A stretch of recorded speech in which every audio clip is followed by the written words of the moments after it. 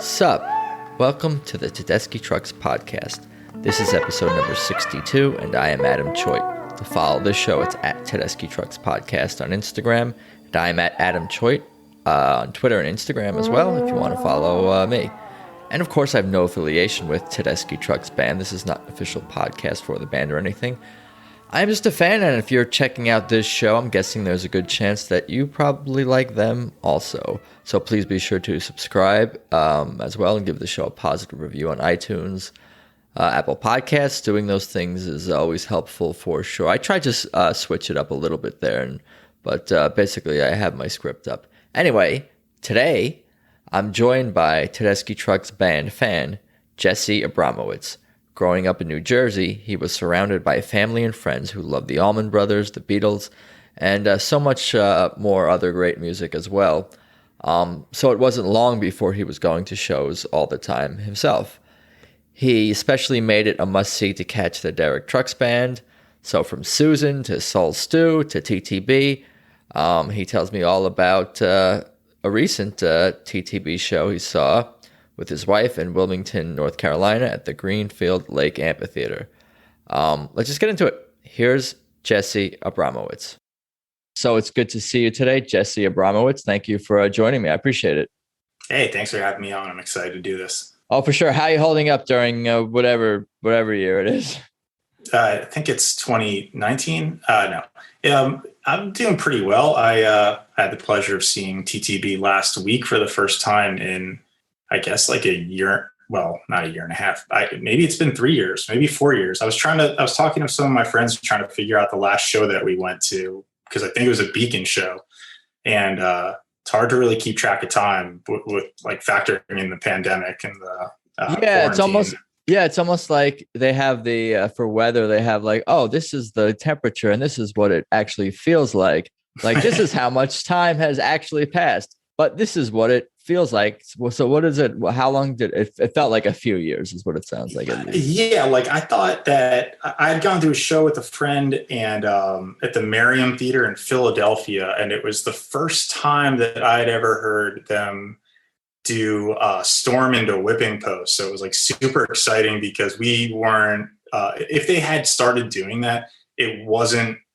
Maybe it was a couple nights earlier. So when we heard like, you know, the bass and the drums switch up, we were like, oh shit. And like, we were also like super high and messed up, and we were really excited and really amped up. And I was like, when was that show? Was that 2018? And we like found it and it was like 2016. I was like, how is that possible? I don't know. Time flies and it goes faster as you get older, as my father likes to remind me for some reason. No, it's a good thing, because time is our most finite resource. So we have to make the most of it. So spending time at a Tedeschi Trucks Band show or listening to their music, I think is definitely good use of time. And that must have been super special to hear Whipping Post, like, the snippet after the storm or whatever, as part of the storm, like when they were first started doing that. Cause even now, as I realized, I found the ticket for it. I went into my attic and found a bunch of my old ticket stubs and whatnot. And I was actually wrong about that date also. It was June of 2017. So it's just not quite as long ago, but still. It was in between the two dates that you thought it was, in between 2016 and 2019, whatever. Right, exactly. Yeah. Why don't you tell me a little bit about your background and like where you grew up and maybe like your family and what kind of music you grew up listening to as a kid? And sure. Yeah. I was born in 85, so I'm 35 now. I grew up in New Jersey. My friends were always into way better music than I was. Like in early high school, they were, already into like Beatles and Clapton and Derek and Dominoes. And you mean the music that you grew to love later in life? Or sure. Something like that. Yeah. That's what you mean by better stuff that took you longer to discover. Right. Yeah. So like I found my first ticket stub ever, which was Hoobastank and 311 in New York City. I must have been 14 or 15. So that, kind of shows you what, I was listening to on my CD player then. But so I would have I had been to an Allman Brothers show or two in New Jersey, but not as a fan. So maybe my sophomore or junior year of high school in like 02 or 03. So, had been exposed to Derek previously before really, becoming immersed in it. But really kind of became a big fan early in college. I went to Ithaca College, and in 2005, Derek Trucks Band played a show at the bar that we always go to. So got to, I'm going to say maybe there was like 200 people there. And so for a couple of years, we were able to see shows like in that capacity where it was like very intimate. But that's kind of just like how I got hooked on it. But yeah, I grew up in New Jersey. Naturally we'd go to a lot of Allman Brothers Beacon shows, stuff like that. Been to plenty of shows with my family. Parents like them. I've been to the shows with my friends' parents. Music pretty much can hit everyone good. No one's like going to hear it and be like, "Oh, I don't like this." But you didn't become a hardcore like Derek fan or even Allman Brothers fan until later, like when you saw Derek Trucks Band at Ithaca. That was kind of like a big turning point, you're saying, even though you had seen the Allman Brothers with your family earlier. Is that my following the timeline? I had been to an Allman Brothers show once or twice with my friends that I can barely recall. Couldn't tell you a thing about it, but I know I went. And then at some point in college, I started listening to listening to Derek Trucks Band stuff, like early stuff. And then saw a couple shows, and over the next couple years went to a bunch of DTB shows and ended up becoming friendly with the band and hanging out with them a bunch and got real into it. So by the time the two bands came together, I guess for the first time, like Soul Stew Revival, I was already like super hooked and into it. That's cool. So you're saying like between like 2002 and 2006, you were a pretty hardcore Derek Trucks Band fan, and you've seen them, it sounds like a bunch of times. Like how many times are we talking? Like, well, any time they were in the relative Northeast, I was never like, following them around the country or anything like sure. that. I would go to, I'd go to as many, I guess it was different with Derek Trucks Band. They weren't playing the Beacon Theater, but they would have these like private shows or secret shows. They did something in New York City at the Hard Rock. It was like a Rolling Stone. It was a special private concert for employees of Rolling Stone, and they had some promotion in the back of the magazine that if you, I don't know, like emailed some address or something, you might be able to get admission. And we went super early, and there were like 12 people there, and we just got free beer and free food, and we were resting our beers on the stage and just watching them play. It was DTB, and Susan was there. I actually have like some really good footage from it. I probably recorded like 5 or 6 songs. Is that on YouTube? Yeah, it's on an old YouTube. The handle is just JDA, like J as in Jesse, D as in David, A as in Apple, 1119. That's the YouTube handle. And there's like, they played like Any Day and maybe like Soul Serenade and Get Out My Life. And it was cool because I'm standing 3 feet away from them just recording. But they would play like little shows like that. I think they had another show at CBGB in New York City that we went to, where it was actually kind of like the fireside thing, because I believe that the stage there was too small and that they couldn't have the full band because the horn section wasn't. Oh wait, I'm messing up my timeline. That had to be TTB. It could have been parts of Susan's band and parts of Derek's band, which did have when you added up what they had, I guess, in Soul Stew and some of those early shows, or whatever, it was Derek Trucks Band and Susan Tedeschi Band, like whatever. Yeah. Like seeing all of them on stage. Like it was definitely 5, 6, 7 minimum people. It was missing horns. I know that. Then it's probably not Tedeschi Trucks Band at that point. I don't know. Like I said, my recall is quite bad of the year. I can tell you, like, I remember very specific things about shows, but just not like the year. It's all good. But do you remember it? Like, what are you? I mean, it sounds like you recall just how awesome it was just to be there. But did you think at the time, like, you're seeing, like, virtuosos, musicians, and singer, and and that like these are, I think of Susan and Derek as legends, like to see, it's like you're seeing this amazing act in such a small thing. It's like you're like did you know how special it was at the time? Credit my friends who were, you know, in on this before me. Like the guys that were into the Allman Brothers when we were just 15 years old. They really like spotlighted Derek right away and were like, this is the best playing in the world. And ever since we were younger, we never took it for granted that like we were very lucky to be alive in a time when we can go see the best living guitarist just completely crush it, you know, X amount of time. So yeah, like I always kind of got that nice, like tingly feeling like we're witnessing greatness pretty much any time. So it's always been super special. I just went to the show the other day and it was the first show with my wife. And I was like, after the first song, I was like, hey, that was the best you've ever seen.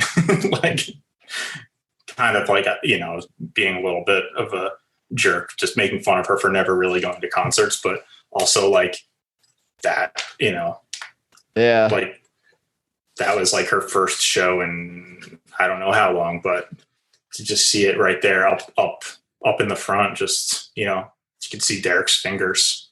You get almost like a 99% convert rate when you bring them to the show. Certainly, like people can get hooked into it if they watch a video or if they hear a song, potentially. Sure. Oh, I like that song. Or maybe if you watch like, you know, the video and you're into that kind of music genre already. Oh yeah, I'm into that. But like, as far as just like pick a person off the street, like, you know, and you bring them to a TTB show, by the end of that, like they're probably going to be all in on some level. Yeah, we used to joke around that like Derek kind of like ruined a lot of music for us because it's hard. It would become hard to listen to other guitarists sometimes because you're not moved.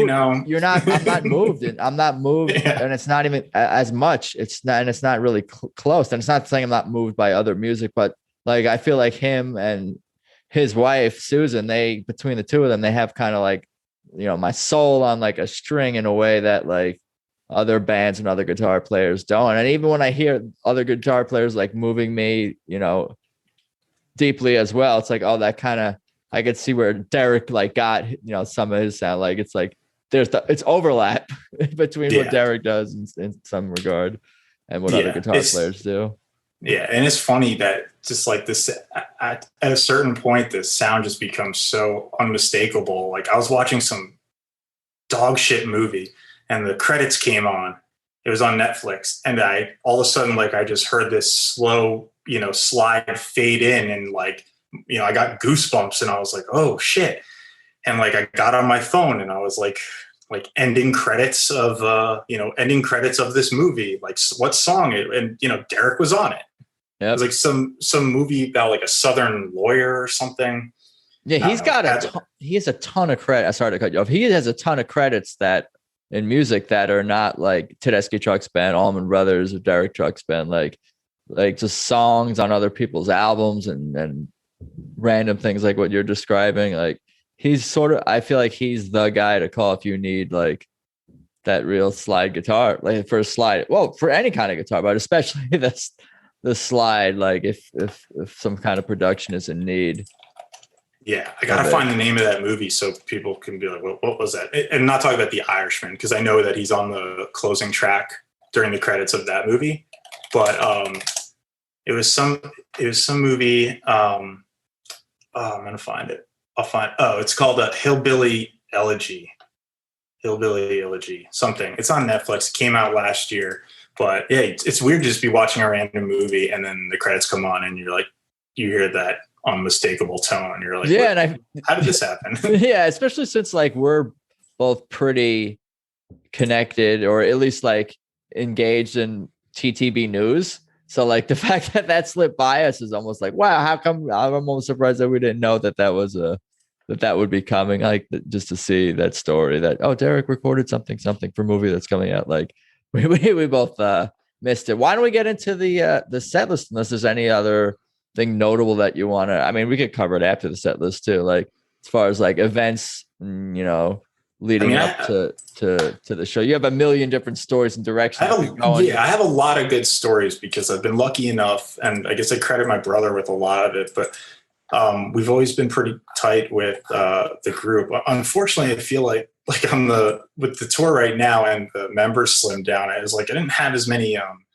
like direct contacts to the guys. Like I would say that Kofi was like our number one guy for years. Well, actually Todd Smalley was our first like friend in the group. And then like, and you know, him and Kofi and definitely Mark and Bobby. But yeah, I have a lot of stories, like, you know, ones that wouldn't be appropriate to share, ones that are like super nice.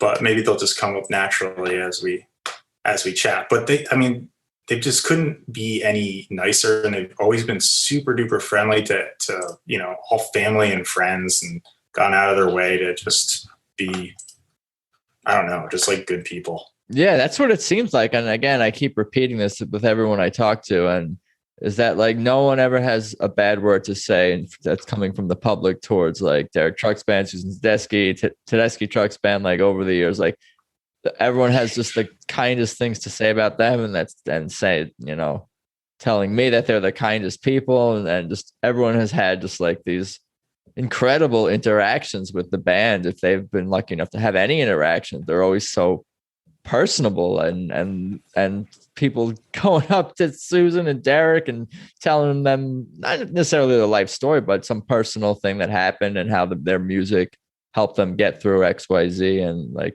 people are crying together. Like they really take the time to care about the fans, really, I guess.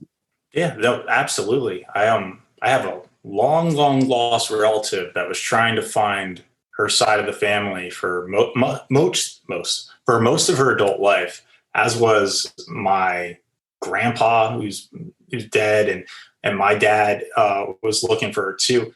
And anyway, she lives in Sydney. And when they played in Sydney, my brother sent them a message, and my 60-year-old long lost family member got to go backstage and hang out with the band. Wow. Like, just like cool stuff like that, just made like a super memorable night for them. Yeah, no, the band is they're just great people from what I gather. Yeah.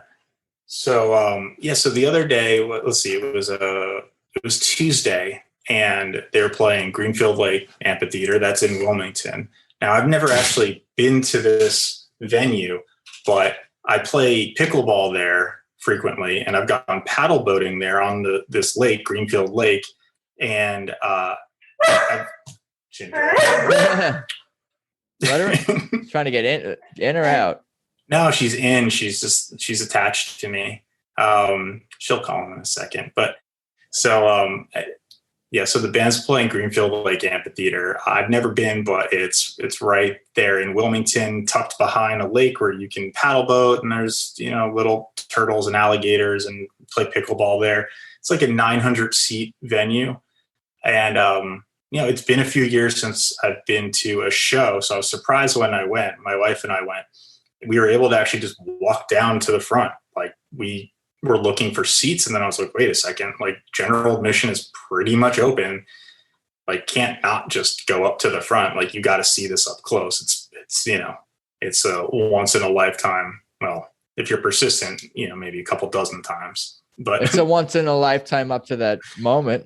Yeah, absolutely. So, they kicked things off with Don't Drift Away, which has always been one of my favorite songs. I could never understand how it wasn't on the album, and like where the actual studio version exists. Cause it's like, it's not on iTunes. And if you try and tell something to play, if you try and tell like Alexa to play Don't Drift Away, it'll play the live version. I believe it was only on like YouTube. I think it was on a Target, from like Target the store. Like their version of Made Up Mind had Don't Drift Away on it. That's all. That's what my understanding is. Never understood how it didn't make an album. It's like, it's an awesome song. So they kicked things off with that. And you were so you're standing in the very front. Is that where we're? There's like two people in front of us, but we can both we can see. It's the point where like, you can like make eye contact with them and be like, what's up? You're like looking that. up. So you're looking up right at them, basically. Yeah. How far are you from the stage? Is it like you don't have your beer on the stage like you did in Ithaca or whatever, but because you're the barricade or whatever is a little 10 feet away or something like that. Yeah, I'd say we were 15 feet away total because there wasn't even really a barricade or anything for this. Yeah, that's super exciting. That's you're in the right place, my friend. You're like in the center, like where, or not that. Yeah, just dead center, tiny venue. Given the logistics of this tour, because they had to cut things down because no one knew a couple months ago what venues were going to look like going out in 2021. So my first thought when we were there, I was like, all right, I didn't know what the lineup was going to be. I had reached out to Mark Rivers and was like, hey, any chance you're going to be at this show? And he's like, no. It's like, all right, well, I guess. So seeing this lineup was a little interesting because there were three like OG members or four, and then it's just I've never seen this lineup before. Yeah, you hadn't seen the with Brandon on bass and Gabe on keys yet. I've seen Gabe before. I'd never seen Brandon, and I've never, of course, seen them with just one drummer. Right. I don't think any of us have. Right. If it's our first show this tour. Yeah. So that was, and I was, at first I was kind of curious how it was going to sound, how the backup vocals were going to sound, and without any horns, but it sounded pretty good. Mike really held down on the backup vocals. Didn't feel like much was missing. They were able to fill the the songs that have like the key horn hooks, like Do I Look Worried and The Storm and whatnot. Like it didn't sound jarring that the horns weren't there. Yeah, the only time it sounded kind of jarring is when they play Don't Let Me Slide. There's kind of like it's a short break. Yeah.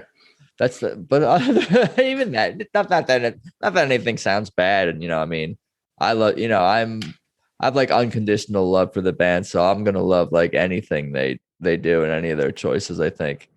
Yeah, like anytime there's and it's just to hear what choices they make, that's like exciting to me. Even if it's like, oh, the horns are missing. It's like, oh, that sounds cool too. It's like I'm just interested to hear, what they decide to do, what they choose. Right. How they're adapting to whatever is interesting. Like even some years ago, I don't know where this video exists or doesn't exist anymore, but Derek and Susan were playing like on some German talk show or something. And they were playing The Storm, and Derek popped a string in like the opening riff, and he just grabbed Susan's guitar, retuned it, and he played and she sang instead of having two guitars. And it was like, it made it more interesting to see what he did right there on the spot on live TV. If anyone could find that video, they should post it in wherever this is posted, because I have no idea where that is, but it was a really cool video. Yeah. It's always fun. It's fun to see the little interactions between the band members on the stage. The fireside sessions, I don't know if you caught all that, but that gave us a pretty damn intimate look at like some of the band members, that you can see the interactions when there's 6 or 5 or whatever and not 12. Yeah. It's definitely a little bit more of an intimate setup. Yeah, absolutely. So you want to you usually would just like go through the set list? You can. Yeah, we can just keep going. I figured we would. I'll let you even steer the ship if you want. Little by Little is song number 2. Yeah, played Little by Little, and I really only knew that song as a song that Susan covered. It's not. It's always nice to hear, but it's not one of the songs that I have regularly going. And then Mike took over on Life is Crazy, which sounded great. And then fourth song was Anyhow, which was like, the crowd started banging pretty hard to that. That's a groove. It's a groove, that song. And so I don't know if I've ever heard the solo style that Derek did for that song, but he went maybe as hard as he went off during the show was probably on Anyhow. If anyone has a recording of that, like he just went like out of nowhere, it's early It's early in the night. The show also started at 6, so it's light out. It doesn't really feel like it's time for like an epic solo, but he just like ripped it at like, 6:20 p.m. on a Tuesday. What? Oh, that's as good a time as any. Anyhow, and it was Larry James' last episode. He was describing at the show he went to, and was it North Charleston, where when they did Anyhow, it was like the sun setting, and it was like a whole vibe going on at that show. And it sounds like, well, this was a little earlier. The sunset's probably closer to 8. This was around 6:30, so you still got plenty of daylight. But still, I'm sure it was a beautiful. Was it a nice setting? Yeah, I mean, it's not. The backdrop is just a bunch of high trees that surround this greenfield lake, and like I said, this is my first time at that venue. Venue is small, so it's nice. It's intimate. Like the food and drinks are reasonably priced, which was really nice as well. I had written down, because I didn't want to forget it, that at this venue, the waters, like if you ask for a water, you get it in a tall boy can called Liquid Death. That was the water. That's the water? Yeah.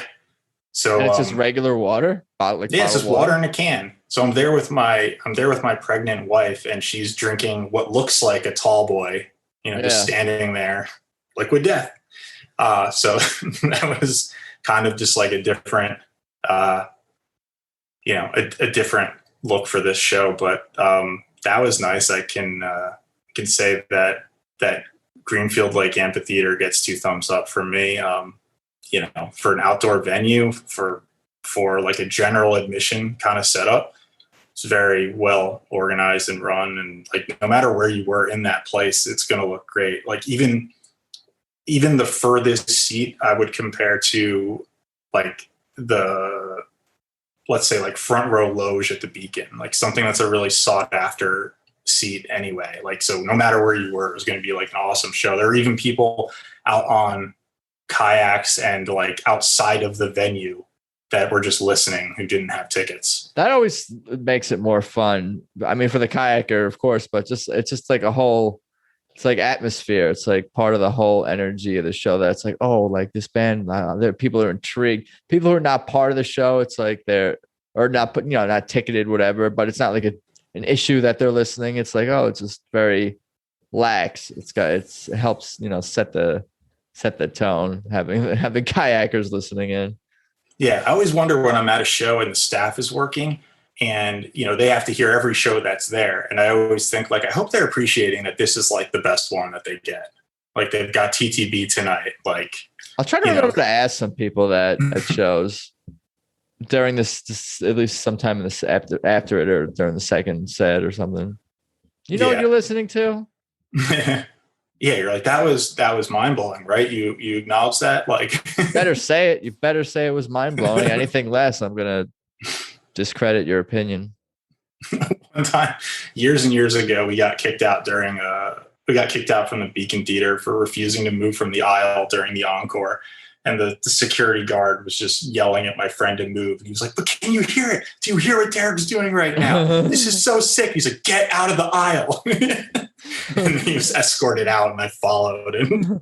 That's funny. Wow. Yeah. I mean, even I, who try not to like get into too much issues and deal with drama and conflict, all this stuff, like encores, like I thought everything goes during the encore. It's like you're already kind of like on your way out. If you're dancing in the aisle, you're fucking dancing toward the exit, basically, in some regard. Yeah, exactly. But I think the Beacon being owned by Madison Square Garden and whatever, like it's a little more like strict. Yeah, I heard some people are not big fans of the gentleman who runs this operation. But we don't have to talk about him. We could talk about the next song. How about number 5, Just Won't Burn, set 1? It was good. I don't really recall, to be honest. Slow blues. Yeah, I know that much. I think I was coming down from that solo. And probably like the first couple IPAs were setting in a little bit. So that was good. And then Why Does Love Got to Be So Sad, which is always gonna satisfy and hit the spot. That was good. I'm trying to remember if maybe Does Gabe have like a Jessica tease on that song? Maybe, unless I'm getting confused, but I'm pretty sure It might have he been. yeah, I don't know. It sounded good. That's all I know. And then "Do I Look Worried" was next, which is one of my favorite studio songs, and that still sounded really good even without the horns. And then they closed out the first set with "Key to the Highway," which was cool. Got some food, kind of looked around the venue. Interestingly, I thought that this was probably the youngest demographic of people that I've seen at a TTB show. Usually it's mostly like, Right. the Allman Brothers mix. Grateful Dead carryovers. Yeah. I was surprised that there were a lot of young people, whatever that means now. Like, I used to be the young person there when we were, I was 19, and now almost double that. And, there's young people. So, but yeah, they opened up the second set with "Don't Miss Me," which is always nice to hear, like a DTB song in there. And then "Part of Me," which I don't think I've heard live in quite a while. And yeah, it's fun to hear what they do with these different songs, like "Part of Me," and how they, they change up who does the falsetto, who does the different parts, the leads. Alicia, when she's there, does a lot in that song, and how they do the harmonies. But they're making it work. Yeah. I haven't heard. Obviously, we weren't able to find a taper who did this particular show, but I've heard, I think, for all these songs done on this tour from other shows. So I kind of have an idea of what the stripped down version sounds like as we go through this set list. And I think they did "Don't Miss Me" on the Fireside Sessions, if I hadn't heard it. But I think they started playing it on this tour as well. But yeah, it's cool to hear the different choices they make with the stripped down lineup. Yeah. It's funny to see like the coming and going of all these people in like this super group. Like you can't totally expect any one person to like sign up for more than a couple tours. Like they got to go do their own thing after a while. But some obviously some stick. Mark Rivers and Mike Madison have been there the whole time, and Tyler Falcon Greenwell have been there the whole time. Yeah. But I mean, I guess different opportunities and different life circumstances present themselves. So it's like everyone's got to do what's best for them. Maybe being in Tedeschi Trucks Band right now at this moment, for whatever reason, wasn't the best thing or the best opportunity. So, yeah, it's hard to keep the band together, let alone 12-piece. Yeah. I mean, the logistics that have to go into the travel must be absolutely insane. Like, I don't know who handles that, but to take, 2-3 tour buses and all the crew, and like, I have no idea how any of that stuff works, but it's got to be incredibly complex. Imagine bands doing it, because I was reading a little bit about the Allman Brothers. Imagine what it was like, doing all this stuff before phones and computers. Trying to time everything and getting the band and in one piece and all the gear in one piece from one city to the next. Yeah, probably lose members most of the time. It's a wild journey. But looking for answers, set to song number 11. I actually just was telling you how I watched a video. It was on. I should give the person credit who posted it, but in any event, I watched the video and listened to them mostly. Listened actually doing that one, and that's it's kind of a showstopper. Very kind of like haunting groove to it. An old Susan song from Just Won't Burn. Yeah, I mentioned before when we were chatting that I actually wasn't sure what song that was. And I thought it was like, maybe it's a new song or something. But as if you're not familiar with Susan's entire catalog, you might mistake like like the first time I heard "Shame," I was like, was that a solo Susan song or was that a new song? Yeah, you don't know that like, they do a lot of covers. When you hear some new song or new riff and you're like, wait a minute, what is that? Is that an original? they started playing some of those new songs on the fireside sessions. I was like, oh, what song is that? Are those covers? I don't know. Because they'll play some obscure covers, or at least obscure enough where I don't know every song they play. They're constantly introducing all of us to new music. It seems like there hasn't been a person that I've met or talked to, at least, who's been like, who hasn't heard and been introduced to a new artist through a song Susan and Derek have covered, through a song or artist that they talked about or whatever, or through a t-shirt that Derek wears. Like, I feel like this band is constantly just introducing all of us to new music, which is awesome. Like, Yeah. And they have great taste too. Like, they're not like, if they're covering a song, like it's a good song. Like, they're not going to be like the, 50th band to cover Come Together or something. Like, but they could. They could. They wouldn't. Right. I've talked about this, how they tend to avoid covering certain iconic songs. And if it's a certain iconic song, maybe they probably won't bust it out as often. Like, there's a reason, like, maybe they probably will bust this out sometime on the tour, but playing Layla, they might need to they might like to bring on another guest guitar player for that. But like a song like that, like, they don't really cover Michael Jackson songs, or like well, they do Beatles and George Harrison stuff, but like like the Beatles and George stuff that they cover are like, it's awesome stuff, or it's either songs that you wouldn't expect them to cover. Like, you wouldn't really think about like something being played by TTB, but like they go for like awesome deep tracks, but they like and if it's a more famous song, like if it is like a Layla, they kind of let enough time pass so that it like feels special when they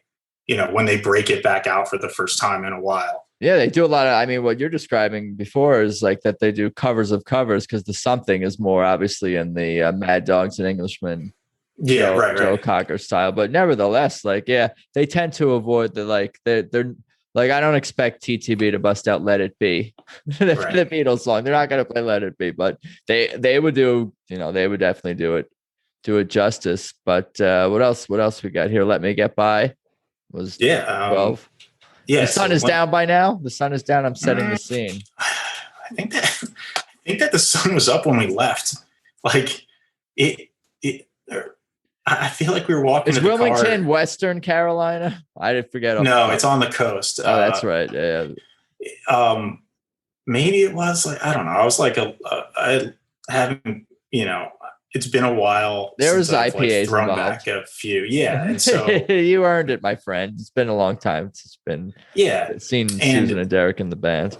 Exactly. But so Let Me Get By and Just As Strange. Like, happy to hear those songs for sure. Then she broke into Angel from Montgomery, and you kind of know where that's going to go.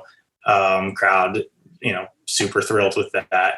Yeah, that's always just, the crowd always loves to hear that. They didn't do no sugary though. They did. They did. Oh, just who submitted to setlist.fm? Someone who knows that we're just gonna assume probably like an incomplete set list. No, it's okay. Angel and sugary, we got it. Yeah. So they did that. Crowd's real happy. Then they covered That Did It, which I don't remember the last time I heard that song, but yeah, they're bringing it. They bring this is I don't know that Tedeschi Trucks. Oh, they did it in the early days. They did do this song, but it's been a while for sure. I think this tour is the first time they brought that back. And like I was telling you, I was able to catch someone post a short video of that catching Susan's solo, which is pretty outstanding. There's some things that she does in there that made me do a couple of double takes. Yeah, certainly. Yeah, she was really busting out on this at this show. She was moving around a lot and seemed pretty comfortable. Not that she otherwise isn't, but she just seemed to be having like a pretty good time. Which, that's just like what I could tell from it. Like I said, it's been a while, but that song suits her. I was going to say, like, that blues. It really, it's a good song for her to especially shine on. The vocal and the guitar and the call and response between kind of like what's going on. It's like, Mhm. it suits her bluesy style, and just the way, like in this case, I guess the band or her specifically, like it's a slow build in a sense, like with the passion in the voice and in the guitar. It's just she tells a story. They're telling the story with their lyrics and their music. Yeah, and that built up pretty well because that was kind of like the encore before the encore before the encore. So whatever you want to call it, like the penultimate. I kind of considered Storm into Whipping Post like half of the encore before the actual encore the theme Right. music brings.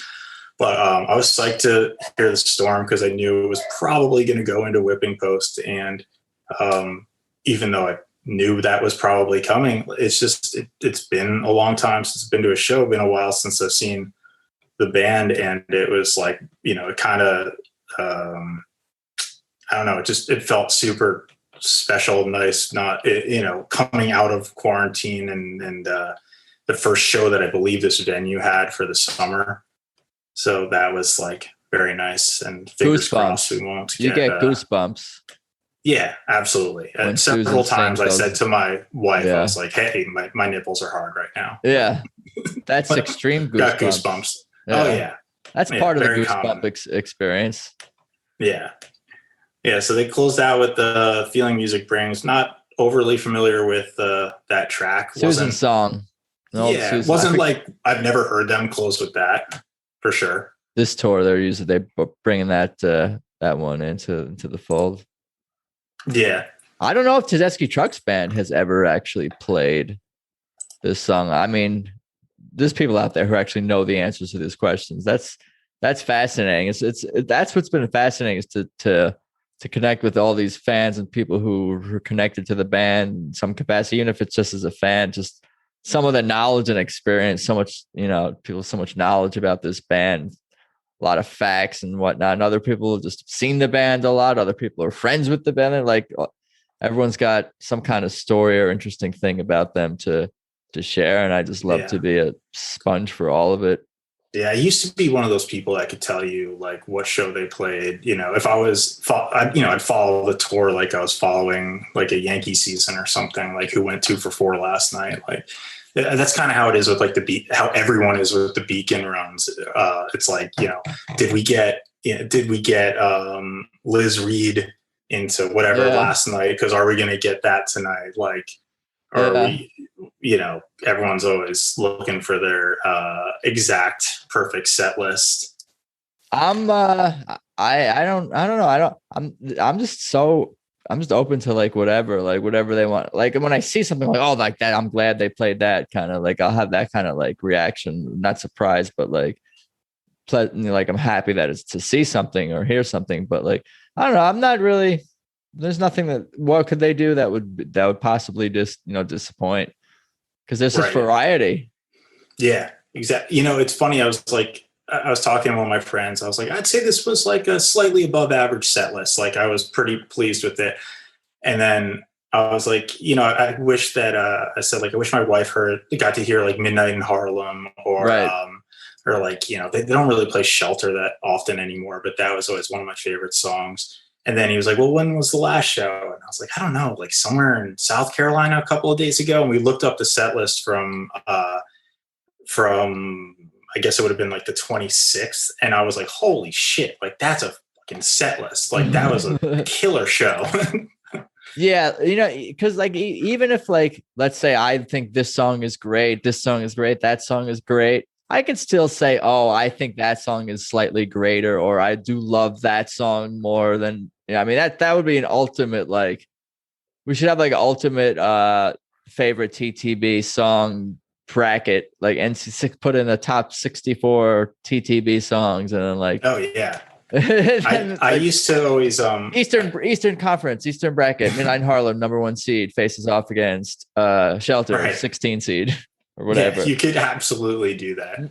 No disrespect to Shelter. I stand for Shelter, man. I'll try to stand for Shelter. I'm hardcore. Yeah, that was probably my first like I really, really love that song.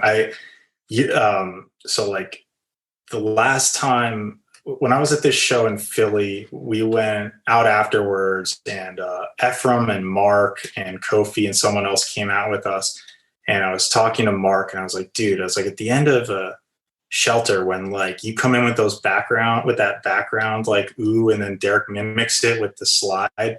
And he was like, he looked at me, and it was like, he didn't totally know what I was talking about. And then it occurred to me, and I was like, you know what? Like if you're in the touring band, like, you know, the songs you're playing every night mostly, but like, if you're an obsessive fan of the band, you might actually know some of their songs, like not better than they do, but like on a more familiar basis. I think about that. Like, you know, if I ever do get a chance to like interview Derek, I will ask a dumb question. Like, do you remember that solo you did in Milwaukee on the 11/7 version? I listened to that one on archive.org. Do you remember that solo you did for on Let Me Get By? That intro was something really weird. It was cool, but you know, I like that one. Can you bring that one back? Not even bring it back, but I'll just like, dude, I played like 5,000 5,000 more than that. Fucking God knows how many, like thousands and thousands, tens of thousands of shows. You think I remember this one? So I'm like, no, but it sounded really special. Like, you did something different there. Yeah, I feel, because we know. Yeah, that's the kind of fan I am. Who that's kind of like my other people are more, you know, interested in like predicting set lists. I'm more about like remembering certain versions of songs. Like, and I'm like, oh, I'm in the mood for Liz Reed with Luther Dickinson. Let's pull that one up. I got something to do for the next half hour. Like, you know, that's just one of my favorite versions. But what were you going to say? I don't know, but I did see. I went to Bonnaroo in 2005, and Allman Brothers were there. So I saw Derek, and The Word was also there. So I got to see all them together, which was just reminded me of that also, because I was pulling out all my little ticket stubs in preparation for this to see if I could pull up any like silly memories from, you know, all these things tend to blend together. And do you save all your ticket stubs? Well, I used to, but now everything's pretty much like digital. Right. So yeah. Did we wrap up the set list? I think we got through it. The feeling music brings. Yeah. That was the encore.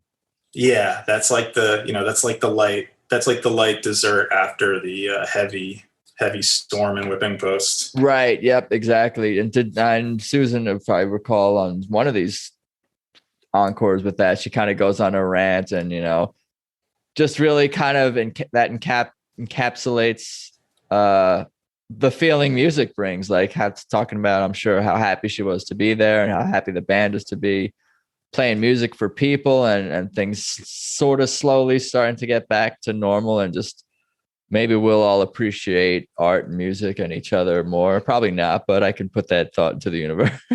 No, it certainly felt that way. They were having a good time. The sun was beating down on them. They were definitely sweaty, as were like all of us there. And it was just a really nice early evening for a random Tuesday in North Carolina. What time did the show start?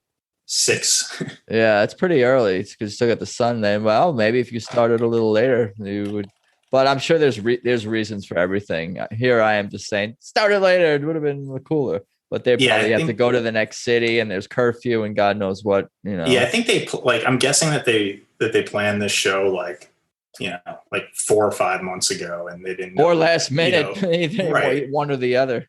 Yeah, they could have played later. They could have done. The whole band could have been there, but they had no way of knowing at the time, I'm sure, when they were trying to figure out how they could get out there and tour and whatnot. But it was, it was like it was a very cool show. It's the first time I'd been with my wife. Not the first time I've gone without my friends. I've gone to so many shows like by myself. When I used to live out where you are in Los Angeles, like the first time TTB was like on tour, they played the Orpheum, and I was there, and I was like, wow, this is amazing. Like, I'm so glad these two, bands came together, because I'd seen Soul Stew Revival and was like, that's how it should be. Like, this is pretty cool. You had a premonition, and it came to be, my friend. Anything else we need to cover as far as obviously we could talk all day about music and Tedeschi Trucks Band. But as far as this show or anything else you wanted to mention, otherwise, I definitely have appreciated your time. I'll let you get on with the rest of your day. But what do you got for me? Not a ton. I've been kind of scatterbrained on this whole thing. It's been a while since I've actually been on a podcast or had to do a podcast myself or do anything on air. So it was nice. But you've done great, my friend. I appreciate that. It's very cool that you're doing these these shows recapping all the shows. That. Maybe someone who listened to this will say like, oh, I actually have a recording from this show or something. Sometimes some stuff takes a minute to, not everyone is Ed Gendelman who turns the shit around at 3:00 in the morning the next day and gets it out there. So that's the one. That's the YouTube you can always go to. Like Sean Roach, there's a few of them. I reached out to a few of them. Some of them prefer to be behind the scenes and not be on the podcast. But I respect that. And what about you? Is there any place where people can find or follow you? I don't know if you're exactly a public figure. If there's anything else you want to plug or promote, maybe your YouTube channel you want to say again. I mean, I work for a poker TV show. It's Poker Night in America. It's on CBS Sports Network. We're doing like a season of best of episodes right now. It's Monday nights at 10. So there's, if you're into poker, there's that. We actually tried to, we did like a celebrity version a couple of years ago, and I was trying to pitch having like members of TTB or like a, guitar legend kind of themed episode going. Never came to fruition, but worth a shot. Yeah, that would have been cool. I know they play poker because they used to say that they would play tournaments on their bus, and then when they would get down to one table, because they'd be playing on two different buses, they would condense. So like the final table would go on the other bus, and they'd continue. Dude, that's pretty elaborate and hardcore. So it was that, just knowing that it was worth your while to try to make that happen. Yeah, it made sense because they're into poker. Yeah. So that's the only plug that I would probably give. Yeah. Well, hey, thanks for having me on. Shout out to Angel Emerald. Just wanted to get that out there. Oh, sure. Let's get Jesse back in the Tedeschi Trucks Band fans group where he belongs, and your brother too. I think we need to bring. Yeah, we're all banned. Yeah. What about your parents? Are they banned too? They don't have Facebooks, but she probably would have banned them too. Yeah, they would have been banned too. Yeah. On that note, again, thank you. I appreciate the time. It's been fun, and let's talk soon. All right, man. Thanks for having me. Oh, you got it. Later. Take care. So there you go. Episode 62 with Jesse Abramowitz. That was fun. I again thank Jesse for his time. Seems like such a great vibe at these fireside tour shows. That was also hilarious. His buddy at the Allman Brothers show at the Beacon trying to plead with the security guard how great Derek Trucks is, so please don't eject me from dancing in the aisle. Anyway, for now, hope everyone is hanging in there out there. And please check out Tedeschi Trucks Podcast on Instagram. That's at Tedeschi Trucks Podcast. And please remember to tap subscribe or follow on iTunes, Spotify, or via whichever way you listen to this show. Again, positive reviews on iTunes, Apple Podcasts are greatly appreciated. I'm on Instagram and Twitter at Adam Choit. TTB the band, you can find them, their website, TedeschiTrucksBand.com. That's the official site. But I think that's about all I got for today. Again, thanks for listening. Later.